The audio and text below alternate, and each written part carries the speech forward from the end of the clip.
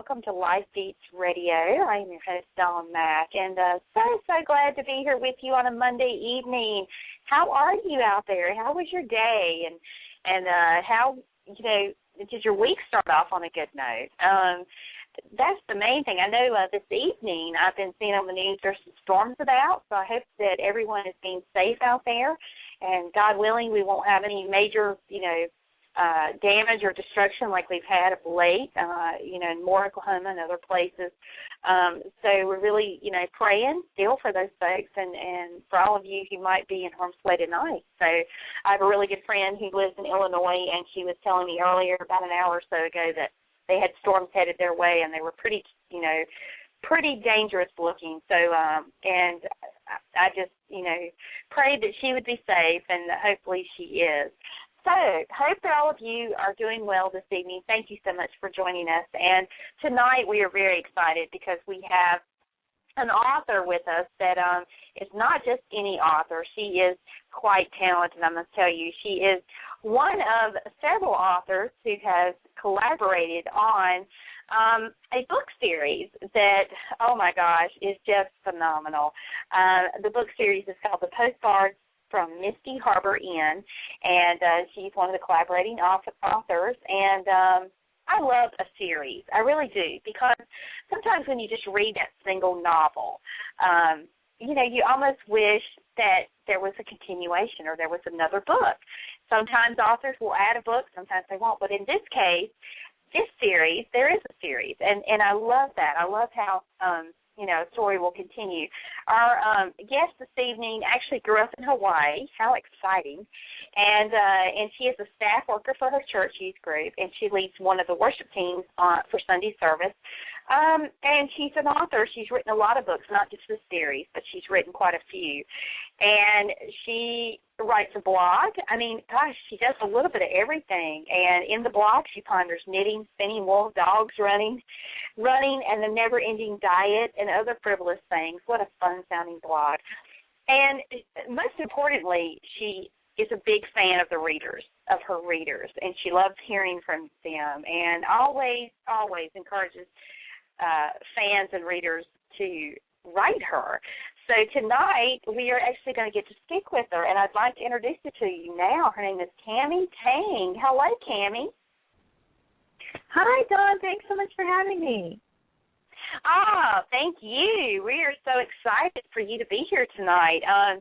I have actually started reading the series, and I've not gotten all the way through it, but I must tell you what I've read so far. I've been very, very, it just draws you in from the word go. Oh, I'm so glad you like it.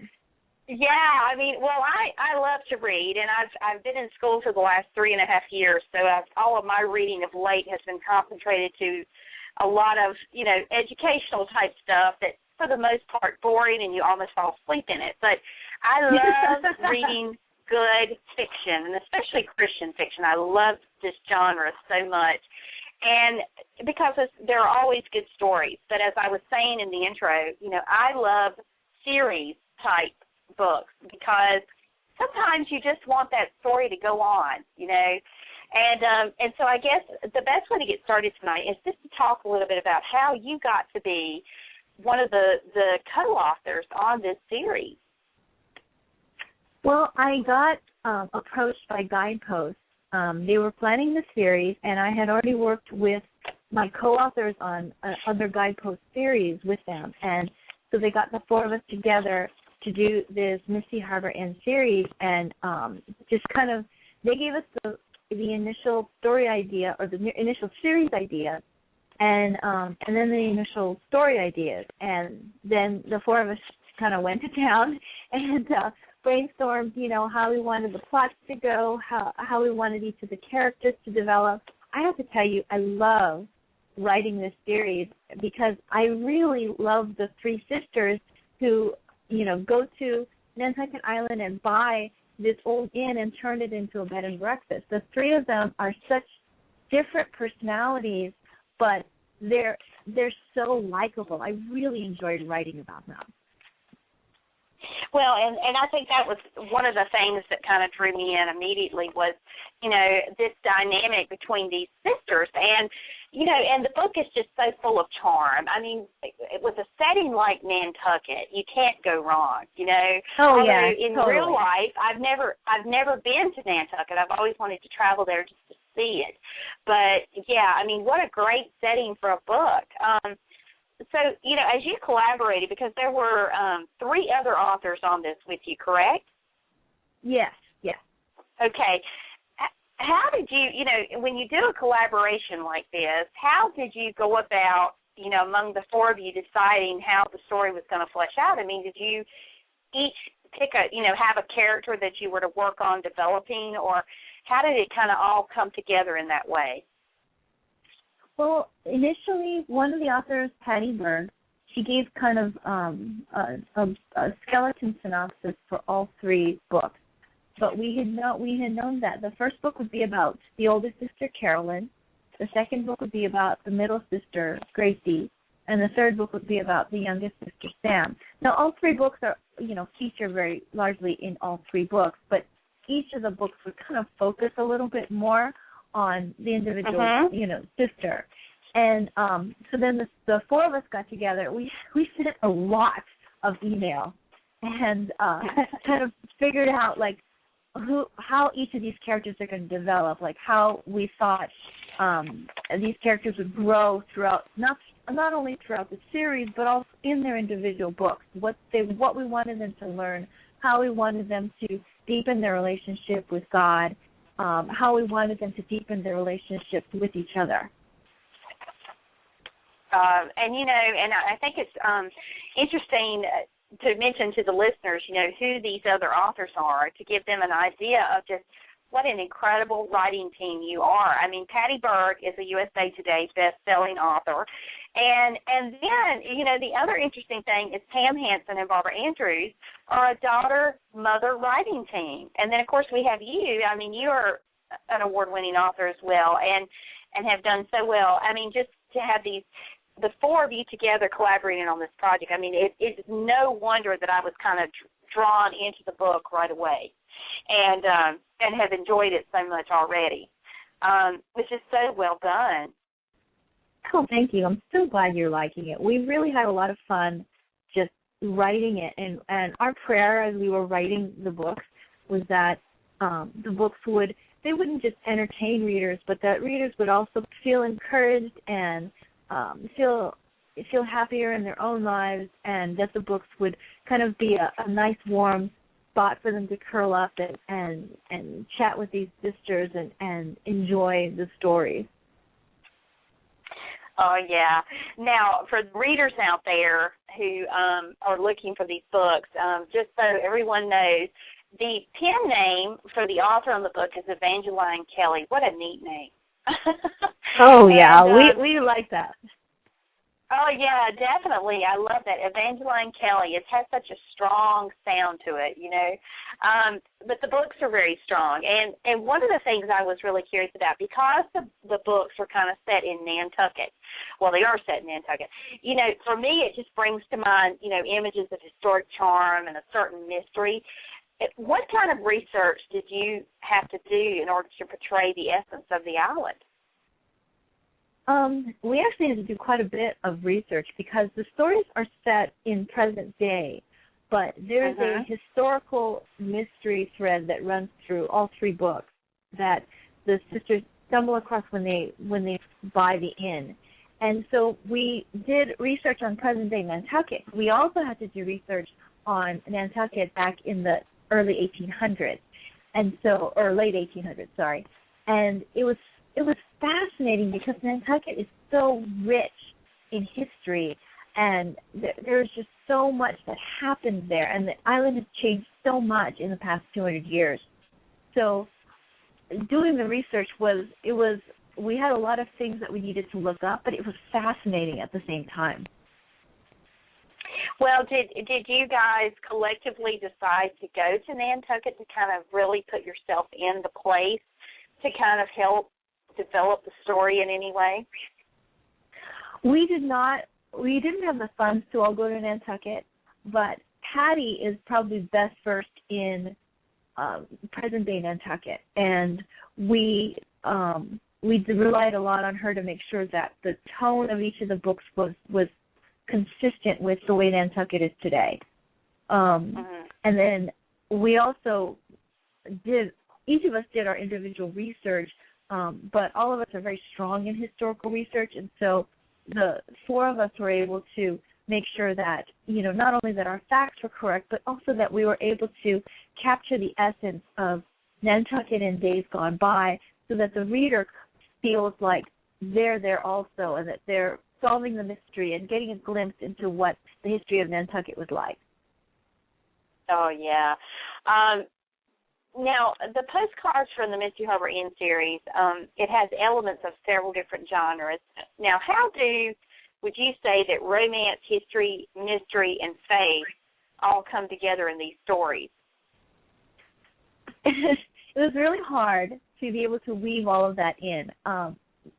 My co-authors and I are all very strong Christians, and so for us to write a book we wouldn't be able to write a book that didn't have strong faith elements. So that wasn't as hard. All of us knew exactly how we wanted the characters to grow in their relationships with God, and we were able to make sure that the storyline centered around each character's understanding of God and how they get closer to God. We knew where they were starting from and where we wanted them to go.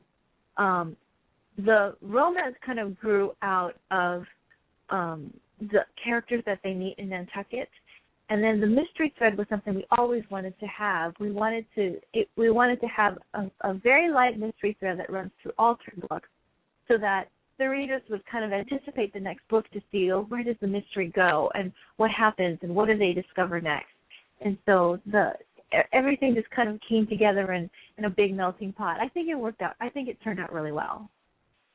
Oh, well, the fact that the book has three sisters who are all completely different characters, of course, it's often been, said or wondered when there's a story like this and you've got multiple characters, and in your case, there's a collaboration of authors here. Are any of the sisters anything like Camy Tang? It's really funny because I feel like I have a little bit of myself in all three of the sisters. Carolyn is a free spirit. She's very positive. She has a very adventurous spirit, and her adventurous spirit is kind of a little bit how I would like to be. Gracie is very compassionate and motherly and really cares for people. She's the kind of person I would like to be in terms of how she loves and cares for all the people in her life, not just her family, but even strangers she meets. And Sam is very practical and logical, and I come from a biology background, so I really relate to Sam's logical side. Well, that's very interesting. Of course, I guess when you're adding something to each one of the characters, you couldn't help but put, a little bit of yourself into the characters to make them more realistic for the reader, I'm sure. And that's really interesting that that you didn't just have one in particular that you would say, oh, this character is most like me kind of thing, which is, I think, makes the characters very well-rounded in a way, for sure.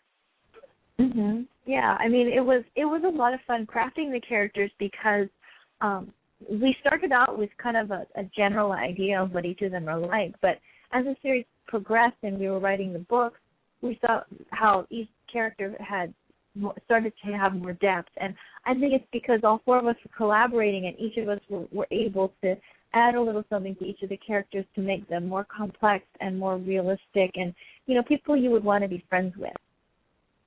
Oh, yeah, definitely. And like I said, as I've started reading the books, I'm getting that. Definitely, if these characters were real, they would be people I would want to be friends with for sure. Now, one of the things that I found interesting already is, the story is without giving anything away, is, these sisters have basically taken on this inn. And what are some of the lessons that they learn as they come together to run the Misty Harbor Inn? all of them obviously learned that, I think they thought that the job would be less work than it actually was. I think that's always the case with things that, you think something is only going to take so much time, and it ends up taking twice as long and twice as much work and twice as much money. And the three sisters kind of discover that. But the reason they buy the inn is because the three of them, the book opens with the three of them going to Nantucket Island for a vacation. And it's the first vacation where the three of them have been together in a really long time because they all three live in different parts of the country. Actually, Carolyn lives in England. And this is also the first summer they've come to Nantucket without their mother. Their mother just recently died. And their mother had loved Nantucket Island and had loved this particular inn and had always dreamed about perhaps buying it one day and turning it into a bed and breakfast. And the house is beautiful. It's very historic. It used to belong to a wealthy businessman who lives in Nantucket, and it's been passed down and sold through the generations. And it's a beautiful building, but when they arrive in Nantucket for their vacation, they discover the inn is kind of run down and it's for sale. And they had each received an inheritance from their mother when she died, and the three of them were thinking, this was her dream, was to buy this inn and turn it into a bed and breakfast. And the three of them are kind of at the tail end of their lives. They're in their 50s and late 40s, and they're all thinking, all our kids are gone, living away from home. Why not try doing something like this to keep their mother's memory alive? So they buy the inn, and of course there are lots of problems, but they also come to get to know a lot of the people on Nantucket Island, and understand just the type of culture that's there, that's very welcoming, and that type of lovely, quaint setting that you just want to go to every year. But since the house is very old, they also discover a mystery about a woman who used to live in the house who disappeared. And so they're kind of drawn into this mystery simply because the woman is so closely tied with this house that their mother has always admired. Oh, wow. And that's such a great, I haven't gotten that part yet, but that is such a great twist, on what seemingly just seems like a really, interesting, enjoyable story to start out, but it's going to take some twists and turns, and I love the fact that there's an element of mystery. I love a good mystery anyway. So when you have that infused in a book like this, where you bring these different genres in together, I think it makes for a much greater story. Oh, yeah. I mean, wouldn't you love to buy an old house and then discover some type of historical mystery, like in some secret room in the house? I think that would just be so fun. Oh, definitely. It would, I tell you, it would be like Ancestry.com. You just would start looking, and you couldn't stop. You would just have to keep looking till you found the answers, that led you to this, which would be just incredible. What is something that you hope that readers will take away from this book series? Each book, I think, has a different theme. In the first book especially, Carolyn is back in the United States. She's been living overseas in England for many years. She's a travel writer. And of necessity, she hadn't been able to visit her mother very much when her mother was sick. And this is the first summer they're at Nantucket without their mom. And I think Carolyn is missing her a lot. And the book is a little bit about her coming to grips with her grief and her guilt at not spending enough time with her mom, and those kinds of issues, which I think are universal. All of us have lost someone, or eventually we will lose someone that we care deeply about, and there's a process that you have to go through to kind of cope with missing that person. And so the first book is about Carolyn and her just about her and her mom. The second book, Gracie is all her kids are gone and her husband is dead, and she's considering moving to Nantucket, selling her house and moving into the inn. So she bought it with her sisters, and it's interesting because she's at a point in her life where she no longer has kids to mother, and she's a little unsure about what her role is and what she wants to do now and how she can help everyone at the inn. And I think all of us can relate to feeling like we were at loose ends and we're not exactly sure what our purpose is. And a lot of the story is about her discovering God's purpose for her and what He wants for her, and also deepening Gracie's relationship with her two sisters and seeing how she fits in with their lives and not just with the inn. And it's really nice because it really helps to draw all the three of them even closer together and strengthening their sister bond. And then the third book is about Sam, and she's retired from her teaching job, and she's kind of second-guessing herself and thinking, what, do I want to go back to teaching? Do I want to stay retired? She's also exploring a new creative outlet and in her baking, and she's very unsure, she's very insecure, and she's not sure if this is what she ought to be doing. And a lot of it is her just coming to understand herself and to understand her strengths and to revel in this creative side of her that she never knew she had. And so I think each of the three books has a different type of message for the readers that we hope that they'll relate to. Well, I love the fact that each book, highlights one of the sisters, and the story is kind of built around each sister with each book. And because, it's a journey. They all take their individual journey while they're taking this journey together of running this inn. And the really neat thing is that in the process, they're not only discovering things about themselves, but, each other, but they're discovering things about themselves. And, as you mentioned, they're also finding their purpose. And, when you relate that to real life, I think a lot of people struggle with that. They wonder, what is my purpose? What am I supposed to be doing? Why was I put here, kind of thing. And that's, as an author and a writer and just a Christian, what is your best advice for something like that? Because, and the only reason why I ask you that is because I know that you weren't always a writer. You actually went to college. Yeah. You kind of started out, doing something completely different from what you're doing now. And so talk a little bit about your own journey of how you got from where you were to writing. Well, I've always really enjoyed writing. My mom was an English teacher, and she always encouraged me to read. And when I started writing, she was very encouraging about that. But when I was in high school, I really felt God telling me that I was more interested in having my name on a book cover than in writing for His glory. And God actually asked me to lay down my writing, to surrender it to Him. That was really, really hard. I resisted for a long time, but finally I did. I laid it down, I put it aside, put all my stories away, and I didn't touch my writing for years.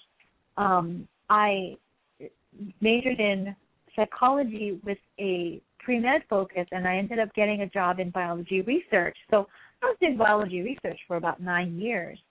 And then I got laid off from one of my biology jobs, and I heard God very clearly give me, a word, and He said, pick up your writing again.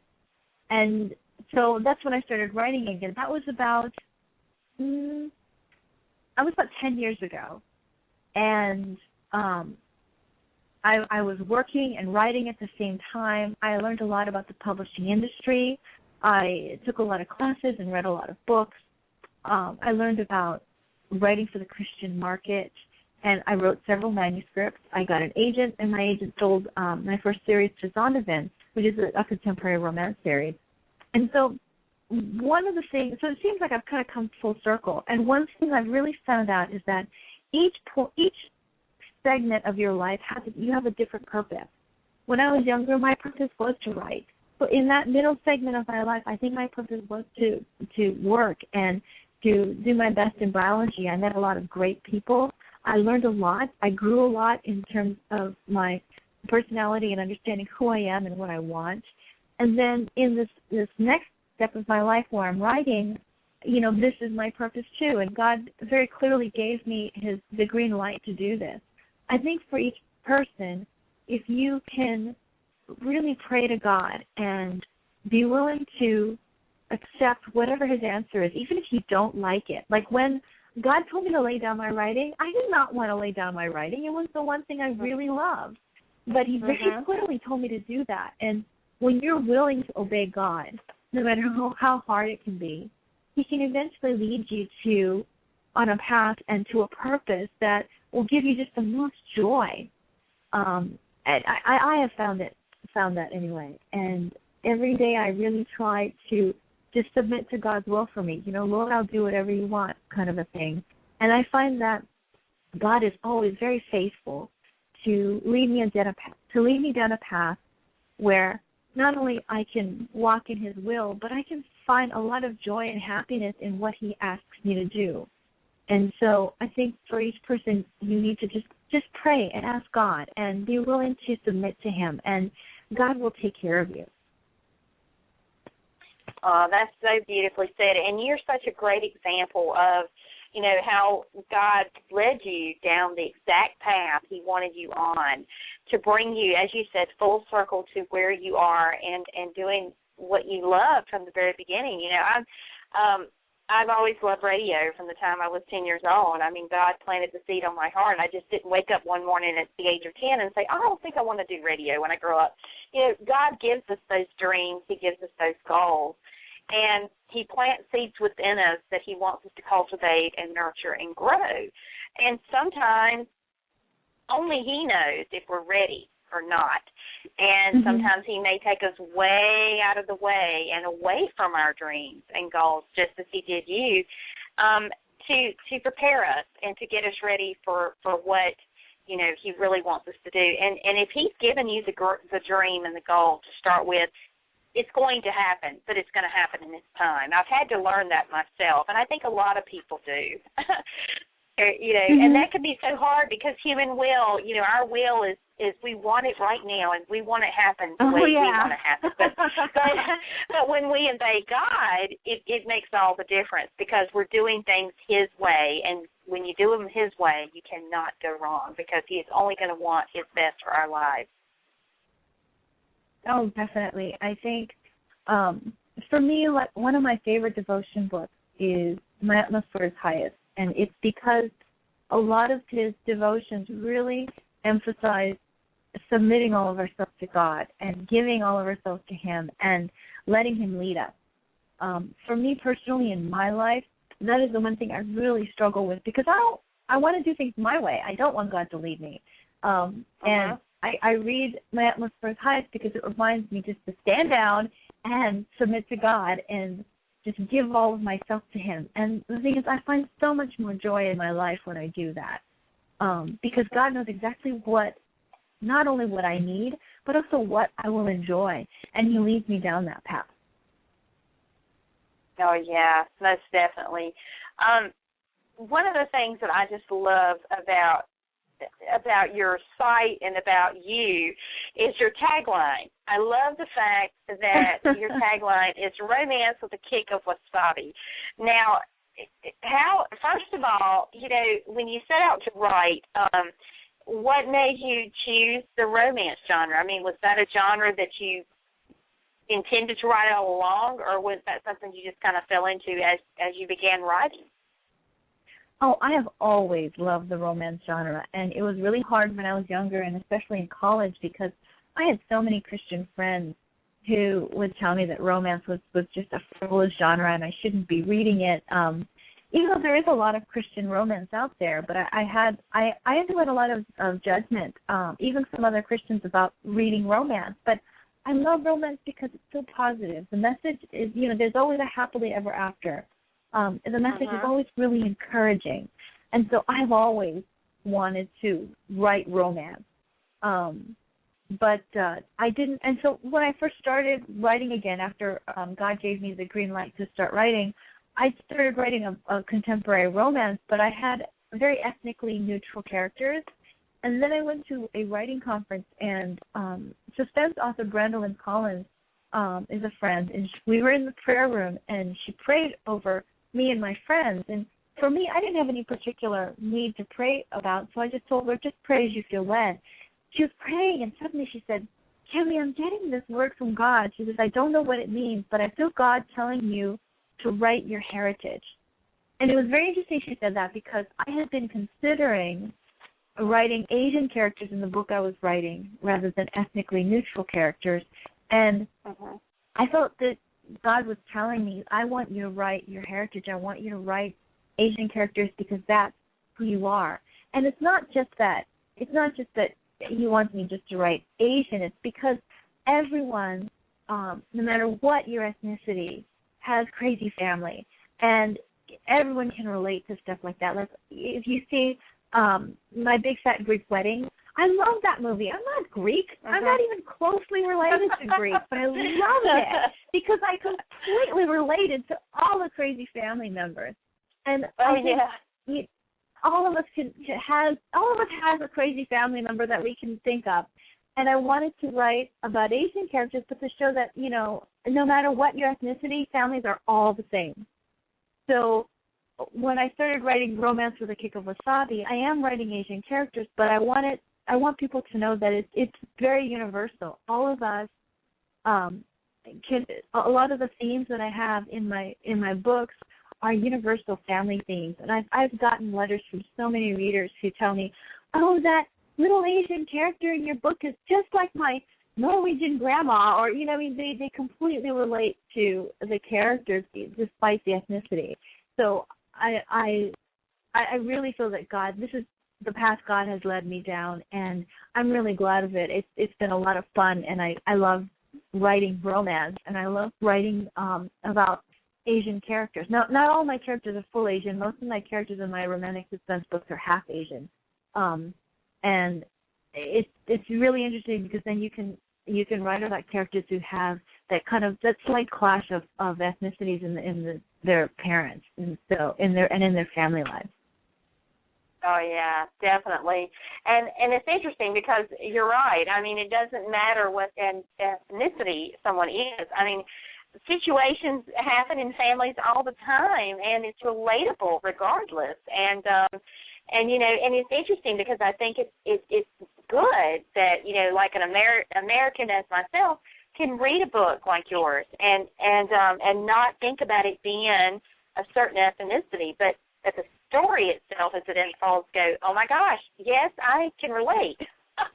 You know, and that's really the message really that you want to convey at the end of the day is, you know, it's not so much about the heritage aspect as it is the story and what's going on in the story and the dynamic and the relationships between the people. Because I think that often shows us that, you know, even though God created us differently, he did create us all with the same passions and desires and needs, which are for him, because we are his children.